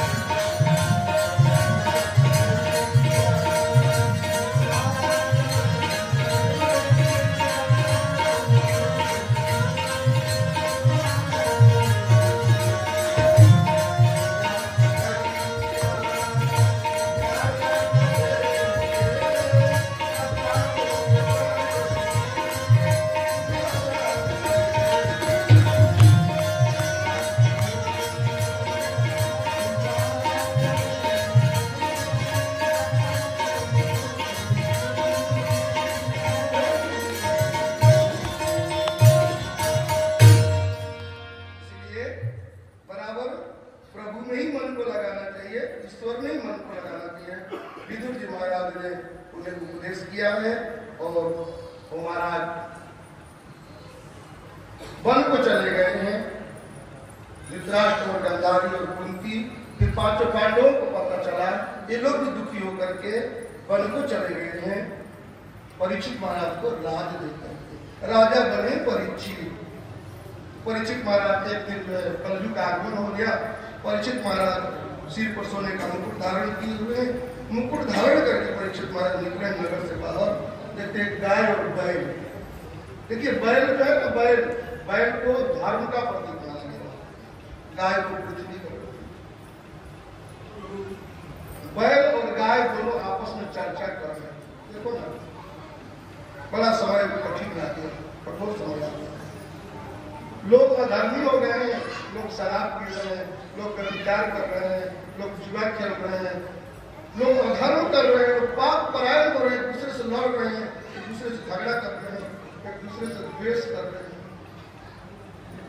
इन झंझटों से, इस कलहों से, इस देशों में लोग मर रहे हैं। कोई किसी का सहारा नहीं बन रहा है, कोई किसी का लाठी नहीं बन रहा है। विचित्र है संसार। चर्चा करें धर्म और पृथ्वी दोनों चर्चा आपस में कर रहे हैं। पृथ्वी कहती कि मैं बोझ से दबी जा रही हूं, मेरे सिर पर जो इतना बोझ हो गया, मैं बिल्कुल दबी जा रही हूं, दबाई जा रही हूं। मैं धर्म है वो उसको समझा रहा है। इतने में एक पुरुष आता है घर से और हाथ में डंडा लिया हुआ और लाठी लेकर के मारना शुरू करता है, गाय बैल को मारना। परीक्षित रथ दिए जा रहे थे। परीक्षित ने कहा मेरे राज्य में इतना बड़ा धर्म, गाय बैल को चलने अपराध है, अब पेट में डंडा से मारना शुरू कर दिया। तुरंत परीक्षित ने तीर धनुष उठा कर तैयार मारने के लिए। जैसे उसने देखा, कलयुग ने देखा कि परीक्षित भी हमको मारने के लिए तैयार हो गए, परीक्षित का बाण अमोघ है, तुरंत आया दौड़े दौड़े और परीक्षित के चरणों में गिर गए। महाराज मुझे अभय दान दीजिए, क्षमा दान दीजिए, आप राजा हैं, शरणागत वत्सल हैं, जो आपको आपके शरण में आता है आप उसकी रक्षा करते हैं, आप रक्षा करिए। परीक्षित के अभय दान दीजिए। कलयुग ने कहा महाराज में कलयुग समय के योग से सतयुग का शासन होता है, समय के योग से त्रेता का शासन होता है, समय के योग से द्वापर का, फिर अब की बार मेरी बारी है। मेरे को रहने के लिए जगह दीजिए, हम आपके राज्य में आए। परीक्षित ने कहा जहाँ चोरी होता है, जहाँ पाप होता है, जहाँ अत्याचार होता है, जहाँ जुआ खेला जाता है, जहाँ जीव हिंसा होता है, जहाँ शराब किया जाता है, वहीं जाकर रहता है। उन्हें कहा जहाँ जीव हिंसा होती है वहां रहो, जहाँ शराब पिया जाता है वहां रहो, जहाँ जुआ खेला जाता है वहां रहो, जहाँ व्यभिचार होता है वहां रहो। कलयुग ने कहा इन स्थान पर तो कहने से रहते हैं महाराज, कोई एक और जगह बताइए जहाँ हम रहें। परीक्षित जी को कुछ सुझा नहीं। परीक्षित जी ने कहा जाओ सोना में निवास करो। परीक्षित जी के मुकुटे पर सोना था, उसी मुकुटे पर चढ़ गए। जो सोना, जिसके पास ज्यादा सोना है उसको कभी न कभी रोना पड़ जाता है, सोना वाले को रोना पड़ेगा। राम जी सोना के पीछे दौड़े, रामायण में दिखाया गया कि राम जी सोना के पीछे दौड़े तो उनको बहुत दिन रोना पड़ा। सोना का मृग होता नहीं, सोना का मृग समझ के दौड़े, उनको रोना पड़ा, सीता गायब हो गई। जो सोना के पीछे उन्होंने दिखाया, सोना के पीछे दौड़े हम, देखो हमको उसका फल मिलता है। सोना में कलयुग का निवास है, क्या चांदी में नहीं है? सोना में कलयुग रहता है, चांदी में रहता है कलयुग। रजोगुण, सोना रजोगुण का प्रतीक माना जाता है। सोना के चैन को हम बड़े खूब प्रेम से धारण करते हैं। सोना पैसा से ज्यादा कीमत क्यों नहीं है? लोहा का चैन, लोहा के चैन को हम सिक्का है, उसमें गाय को मारा जाएगा। मोटा मोटा सोना का चैन गाय भैंस का प्रयोग, जितना गाय भैंस को बकरी को बांधा जाता है ना सिकड़ में, उतना मोटा सिकड़ सोने का बांधते हैं। अंतर क्या रहा है? और सोना के बकरी को सोने के चैन में बांधिए, लोहे के चैन में बांधिए, चैन है सिकड़ है वही बांधने वाला।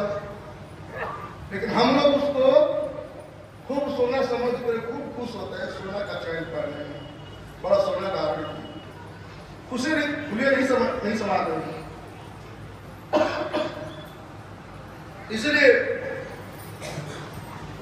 परीक्षित महाराज के सिर पर सोना कलयुग चढ़ गया, दौड़े हैं परीक्षित के आज प्रथम बार शिकार करने के लिए निकले हुए, इसके पहले कभी शिकार करने के लिए नहीं,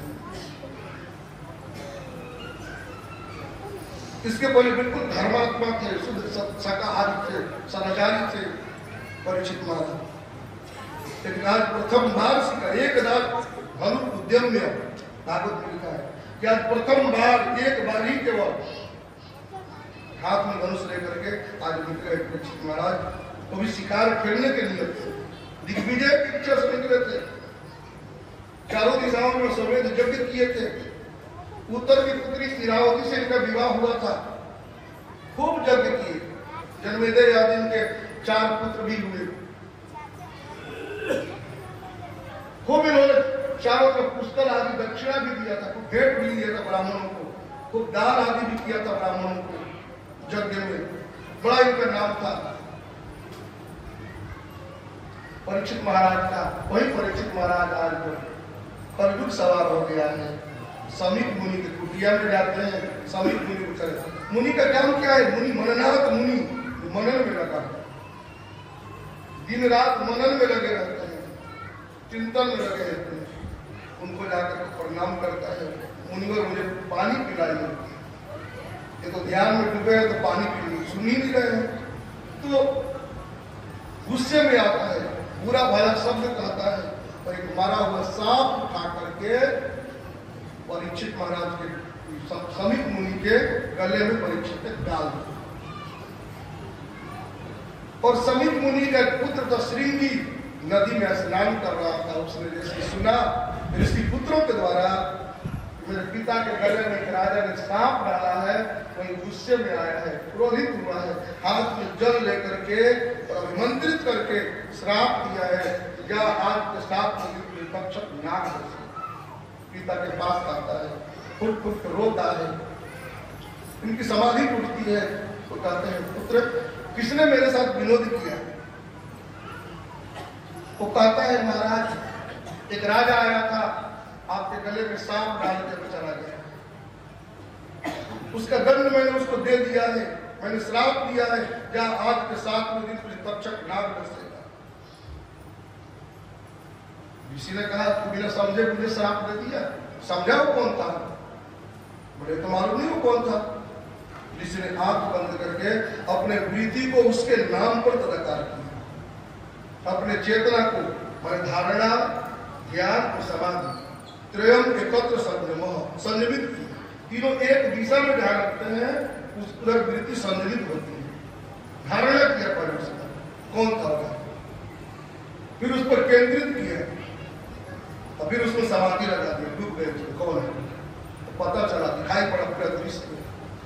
परीक्षित किसी पर कलयुग चढ़ गया था, इसीलिए परीक्षित ने ऐसा ऐसा किया। अब उनको बोध होता है, अरे उठकर तुरंत समाधि सोच के खड़े हो, बोले पुत्र तूने अच्छा नहीं किया। ऐसा राजा को किसी किसी युग में हुआ करते हैं, ऐसे राजा को तुमने साथ दे दिया। ऐसा धर्मात्मा राजा नहीं रहने पर इस राज्य में तो अराजकता फैल जाए, ऐसा राजा को तो होना चाहिए। इधर परीक्षित महाराज अपने घर लौट के आते हैं, मुकुट उतारते हैं, ज्ञान होता है, तो हमारे कुल में आज तक कोई ऐसा हुआ नहीं था जो भगवान के भक्त का अनादर किया। भगवान के भक्त का अनादर करने वाला अभी तक कोई पुरुष नहीं हुआ है। हमने ऐसा कर दिया, अफसोस करना परीक्षित। बोले मुझे तो भस्म हो जाना चाहिए, मैं किसी के मुंह दिखाने लायक नहीं रहा। अपने पूर्वजों को, अपने कुल खानदान में क्या मैं मुंह दिखाऊंगा? मैंने एक महात्मा का अपराध किया है, मैंने एक ऋषि का अपमान किया है। हमारे पूर्वज लोग प्रत्येक राजा के घर में अपने पूर्वजों का तस्वीर लगा रहा है। पहले राजा के घर में आप प्रवेश करते थे, राजा लोग जितने राजा होते थे, जैसे पुराने पीठ है, मठ का पीठ जो है, आज भी मठ के पीठ में आप जाएंगे तो 1000 वर्ष पुराना पीठ है मठ का, जो 500 वर्ष पुराना पीठ है, जब से वो पीठ प्रारंभ हुआ है तब से कौन कौन पूजाधीश बने हुए हैं, सबका चित्र सीरियल नमस्कार करेगा। उसी राजा महाराजा के घर में आप जाएंगे तो राजा महाराजा के पूरे पूर्वज का जब से वो पीढ़ी चल रहा है तब से पूरा फिगर बना कर रखा है। जब से राजगद्दी सिंहासन है तब से वो चल रहा है, पीढ़ी दर पीढ़ी चलते आ रहा है। तो प्रवेश करते हैं, देखते हैं पूरा हमारे खानदान में ये रिश्ते, हमारे जितने राजा लोग हैं क्या कहते हैं, परीक्षित तूने एक संत का अपराध कर दिया, तू एक मुनि का अपराध कर दिया, तू कैसे राजा हो? तुम्हारा दिग्विजय होना व्यर्थ है, तुम्हारा दिग्विजय होना बकवास है। अपने को बोलते हैं दिग्विजय हमने किया है और एक संत का अपराध कर दिया, मुंह दिखाने नहीं लायक नहीं। अपनी पत्नी से जाकर कहते हैं परीक्षित महाराज, बहुत दुखी है परीक्षित महाराज। इतने में समीप मुनि वहां से उठे परीक्षित के द्वार पर, अपनी कुटिया छोड़ के परीक्षित के द्वार पर आते हैं, कहते हैं परीक्षित। परीक्षित जैसे ही सुनते हैं समीप मुनि आए, दौड़े आते उनके चरणों में प्रणाम करते हैं, बोले मुनिवर मुझे श्राप दे के भस्म कर दिया, मैं समाज में मुंह दिखाने लायक नहीं रहा, मैं क्या अपना मुंह दिखाऊंगा समाज, अपने पूर्वजों को क्या दिखाऊंगा मुंह? पूर्वज लोग पूछते होंगे परीक्षित तूने क्या किया? परीक्षित जलानी से भरे। समीप मुनि ने कहा परीक्षित तुम्हारा कोई दोष नहीं है, दोष तो हमारे पुत्र ने किया है जो तुमको श्राप दे दिया है कि आज के 7वें दिन तक्षक नाग दर्शे। परीक्षित महाराज कहते हैं आपका पुत्र कितना दयालु है महाराज, कम से कम 7 दिन जीने का वरदान दे दिया, 7 दिन जीऊंगा तो मैं, 7 दिन में श्राप देकर तुरंत नष्ट कर सकता था ना, श्राप दे देता अभी नष्ट हो जाओ, लेकिन 7 दिन जीने का वरदान देते हैं। किसी को भरोसा नहीं है, किसी को पता नहीं है कि कब कौन शरीर छोड़ के चला जाएगा। 4 दिन की चांदनी है फिर अंधेरी रात, 4 दिन की चांदनी है, कोई भरोसा नहीं है किसी को। मतलब 4 दिन की चांदनी फिर अंधेरी रात है। दौलत दुनिया पर चढ़ाना एक छोटी सी बात है, जिस दौलत पर हम इतरा रहे हैं ना, इस पर इतराना छोटी सी बात है। और 4 दिन की चांदनी फिर अंधेरी रात। इसलिए उन्होंने कहा कि आपका पुत्र बहुत धर्मात्मा है, समझदार है, हमको 7 दिन जीने का वरदान है। इसलिए आपके पुत्र को हम धन्यवाद देते हैं। परीक्षित महाराज उनके पुत्र पर खुश हैं, उनको भरोसा नहीं। 4 दिन की फकत चांदनी है, 4 दिन की फकत चांदनी है, चांदनी का भरोसा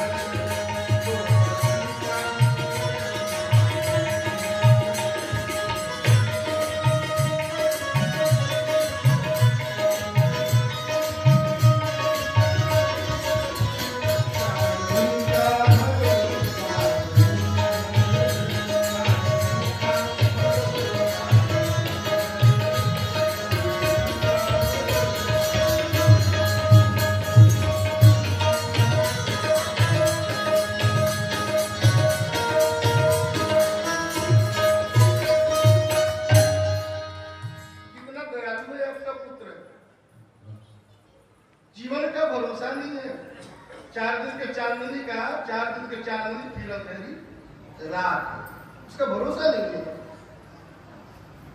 इसलिए महाराज ऐसी विकट परिस्थिति में ये बताया जाए कैसे हमें मुक्ति की प्राप्ति हो।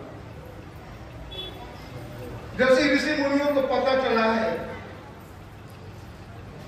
परीक्षित महाराज को साप मिला है, तो कहीं से च्यवन आ रहे हैं, कहीं से वशिष्ठ आ रहे हैं, कहीं से अंगिरा आ रहे हैं, कहीं से ऋभु आ रहे हैं, कहीं से निदाद आ रहे हैं, कहीं से कवच आ रहे हैं, कहीं से पुलस्त आ रहे हैं, कहीं से पुलह आ रहे हैं, कहीं से ऋभु आ रहे हैं, कहीं से गौतम आ रहे हैं, कहीं से कणाद आ रहे हैं, कहीं से छायासुर आ रहे हैं, कहीं से जाडली आ रहे हैं। तो चारों तरफ से ऋषि मुनि एकत्रित हो गए। सबसे यही प्रश्न करते हैं 7 दिन में मुक्ति का उपाय बताएंगे। इनका पुत्र समीप मुनि का पुत्र इतना दयालु है 7 दिन जीने का वरदान दिया है।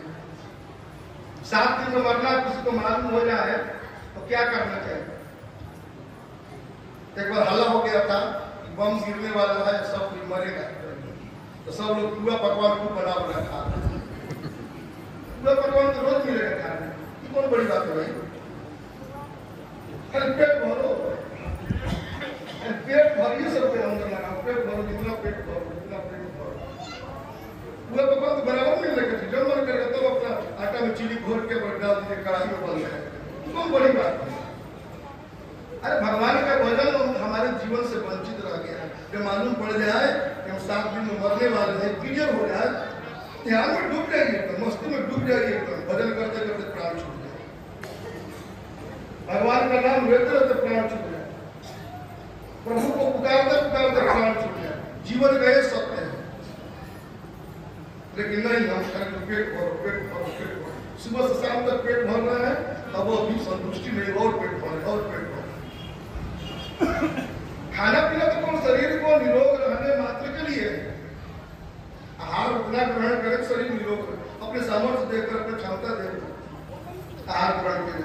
खाना पीना प्रधान नहीं है, स्वास्थ्य प्रधान है। शरीर प्रधान, भोजन प्रधान नहीं है, शरीर प्रधान, स्वास्थ्य प्रधान। अपने शरीर को देखते हुए, अपने स्वास्थ्य को देखते हुए भोजन ग्रहण करते हैं। हम शरीर को नहीं देखते हैं, पकौड़ा बन रहा है बस चाहिए, भले पेट खराब हो जाए, पूरा बन रहा है तो चाहिए, भले पेट खराब हो जाए, रसगुल्ला खा रहा है तो चाहिए, जीभ में दवाई पूरा रसगुल्ला अंदर जाए, एक तो नहीं पूरा पैकेट में रसगुल्ला मिल जाए तो चल जाएगा, छूटेगा नहीं। रबड़ी है तो पूरा 1 कटोरा रबड़ी की, उसका परिणाम क्या निकलेगा? शरीर जो है बीमारियों से भर जाएगा। जीभ पर जितना स्वाद लगेगा ना, पेट में स्वाद नहीं आएगा, पेट में ढकान आएगा खराब। जीभ पर खूब बढ़िया लगेगा, हम चूसते जाएंगे, बोरा पूरा टुसा जाएगा, भर जाएगा, तो बोरा उपचुप करना शुरू करेगा अंदर से।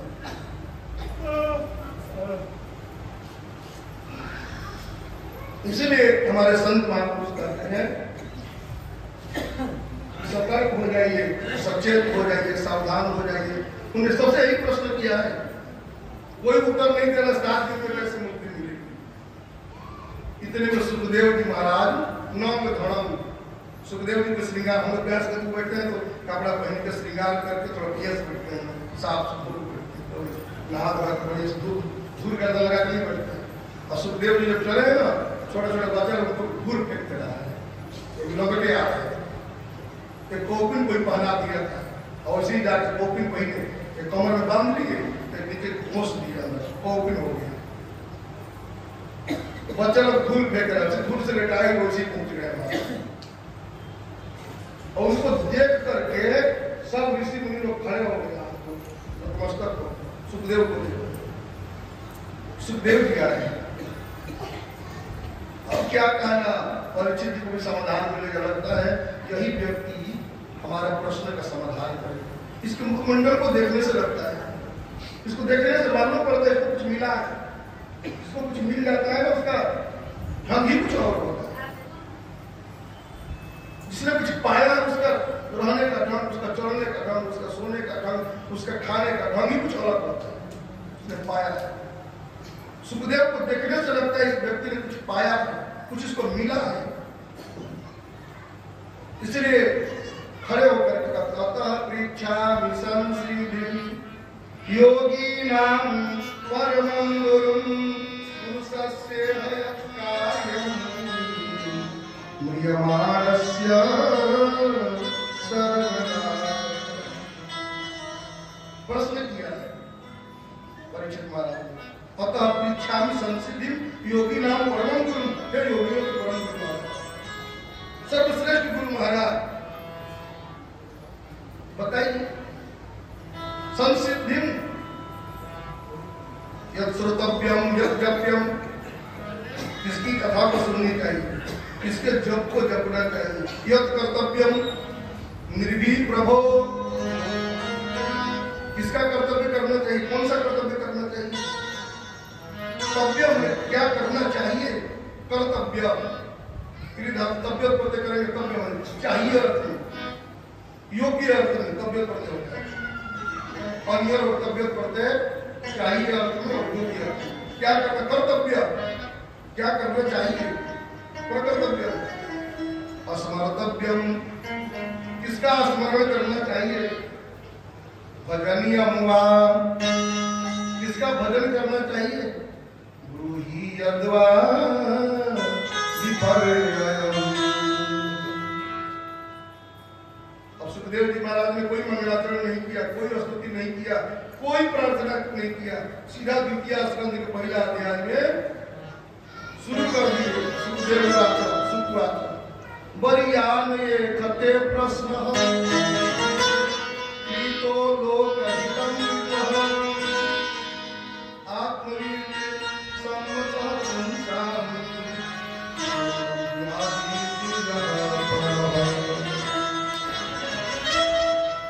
आपने बड़ा सुंदर प्रश्न किया है, वरियान एक प्रश्न, श्रेष्ठ प्रश्न आपने किया।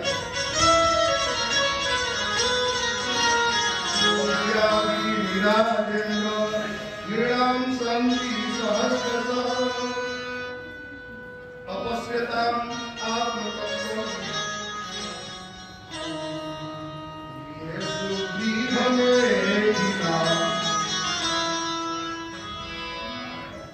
जितने लोग घर में आसक्त हैं, अपश्यताम न पश्यताम अपश्यताम आत्मतत्त्वम् गृहेषु गृह में दीना, घर में आसक्त है।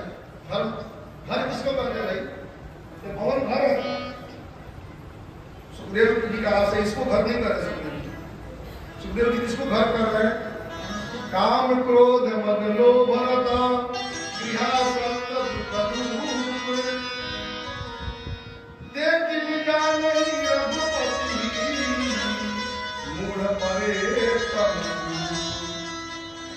घर क्या है, काम में आसक्त हो जाना, क्रोध में आसक्त हो जाना, लोभासक्त मोहासक्त। तो घर में रहते हुए भी कामासक्त क्रोधासक्त लोभासक्त मोहासक्त नहीं है, आप गृहस्थ नहीं है। घर में रहते सन्यासी हैं, घर में रहते हुए भगवान के भक्त हैं ना, घर में रहते हुए आप सुखी हैं ना। इसलिए सुखदेव जी महाराज ने कहा, इस तरह उपदेश किया। सुखदेव जी ने कहा मुझे आश्चर्य हो रहा है, रोज लोग देखते हैं कि फलाना व्यक्ति मर गया, श्मशान में जाते हैं, उसके साथ जला के आते हैं, श्मशान में जाते कहते बहुत दुख है, बहुत संकट है, बहुत कष्ट है। लेकिन घर पर आते हैं सब भूल जाते हैं, श्मशान में गए तो बहुत जीवन बेकार है, सब मर जाते हैं। श्मशान में मरने वाले सब गए हैं ना, केवल मुर्दों का दर्शन हो रहा है वहां पर। श्मशान घाट क्या है, बहुत बड़ा विद्यालय मान लीजिए, बहुत बड़ा विद्यालय, क्षण भर के लिए ज्ञान होता है। गौतम बुद्ध के पास कोई जाता था चेला बनने के लिए, तो सबसे पहले उसका श्मशान में भेजते, तो 2 महीने वहां रह के आए, मरघट पर, मरघट और जिंदा घट नहीं, मरघट है भाषा, मरघट। घट में शरीर, वहां कोई मरा हुआ शरीर दिखाई पड़ता है, गौतम बुद्ध भेज देते थे, जाओ पता चलेगा कि सबको मरना है। ये संसार मरने वालों का घर है, जिंदा रहने वालों का नहीं। ये सब क्या स्मशान घर के मुर्दा है। आदमी तो सब मुर्दे तो है स्मशान घर के, जितने हम बैठे सब स्मशान घर के मुर्दा तो है। शिव थोड़ी ये सब सौ है, लेकिन जिसमें हरि की भावना आ जाती है, ईश्वर की भावना आ जाती है, तो शिव हो जाते हैं। बात तो सब सौ है, लेकिन हम सब के भीतर कहाँ भावना पड़ी हुई है सब की, हम स्मशान घर के मुर्दा है। हम समझते हैं कि खूब खावे, खूब पीवे, खूब मोटावे, खूब ऐसा बने वैसा बने, ये करे वो करे। करना है, शरीर है तो करिए, भगवान ने हाथ दिया है, पैर दिया है, तो जीवन भर करना है, जीवन भर चलना है, जीवन भर सब कुछ। कर्तव्य पथ से कभी पीछे नहीं हटना है, कर्म से कभी पीछे नहीं हटना है, कर्म करते रहना है। सब कर्म करे